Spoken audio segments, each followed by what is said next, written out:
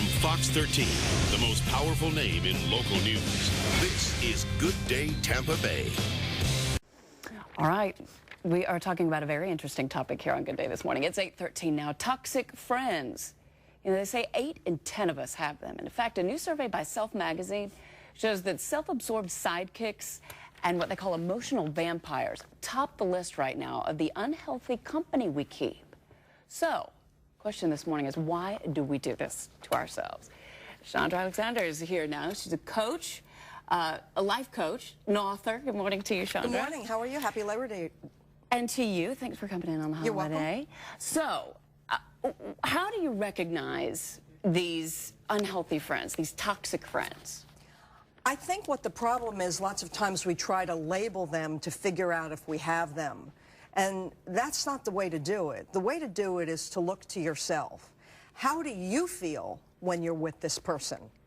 That, to me, is the litmus test. If when you're with someone, when the minute you leave them, you're like, oh, I'm so glad this is over. Or when you're with them, you're right away humming a tune because you don't want to hear what they have to say. Oh, no. Yeah. So what happens is it's very important to look at yourself and figure out how you feel, because when you feel comfortable, when you feel healthy, when you feel open, you don't feel resentment, you don't feel uptight, you don't feel any of those things that you feel when you have toxic friends. And you were saying that chances are we all have them. I don't think there's any question. I think, you know, one of the things that you have to look at is if you have them in friendships, you usually have them in your personal relationships. If you usually have them in your personal relationships, you usually have them in your family. Toxic friends, toxic relationships usually go across the board. And it's important not to look at someone else, but to look at yourself and be able to say, what am I doing that's allowing me to bring these people into my life? The question is, why do we let them in? If they're so toxic for us, why do we allow them around us? Well, if you're healthy, you want healthy people around you. If you're not doing so well, it's sort of a match on some level or another. Whether it's that we want to rescue them, whether their drama feeds our lack of drama in our life, whatever it is, there's some sort of a synchronicity and some sort of a match. I mean, you can't deny what's in front of you. If you look at your friends and you look at your family, if you look at your relationships, and most of the relationships are dysfunctional or somewhat toxic, the one constant in all of those is you, generic you, not you. So, you know. So we talk about, you say some of the ways to spot these toxic friends are they're never sure what to say and what not to say. So these are friends who say, you know, maybe the wrong thing always. They don't know how to comfort you.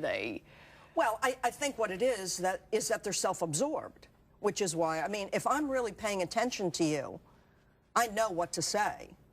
I know how to respond. If you and I are in relationship, and after a while you begin to feel, how come I never get to talk about my stuff? How come I'm so nervous and I don't know what to say around that person? I mean, what that shows me is that a real connection is not going on. You're sort of being the receptacle for someone to just dump their stuff on you. I mean, the bottom line to identifying a toxic relationship is that it just sucks the life out of you.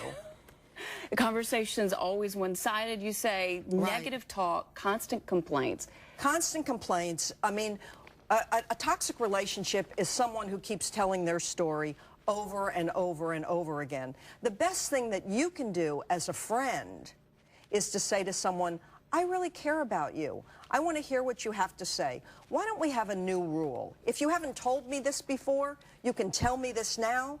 But if you've told me this 20 times, Time out. time out. And you tell them, we need to talk about me too. It has to be. Yeah. Do you mind if I kind of tell you a little bit about myself? You have to begin to set some boundaries. And if you have somebody that just doesn't live up to it, you know, you need to kind of back away a little bit and realize, you know what, this person may be nice to maybe go to a movie with sometime, but spending the whole weekend, I don't think that's going to work.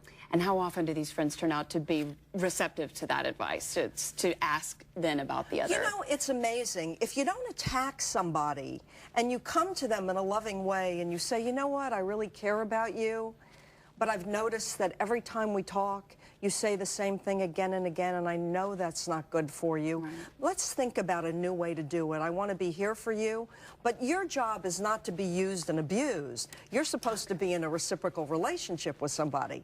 All right, Chandra Alexander, thank you so much You're for spending welcome. a little It's a time. pleasure. Great topic to talk about. Great. All right, we need to get a check of the forecast now because it is a holiday.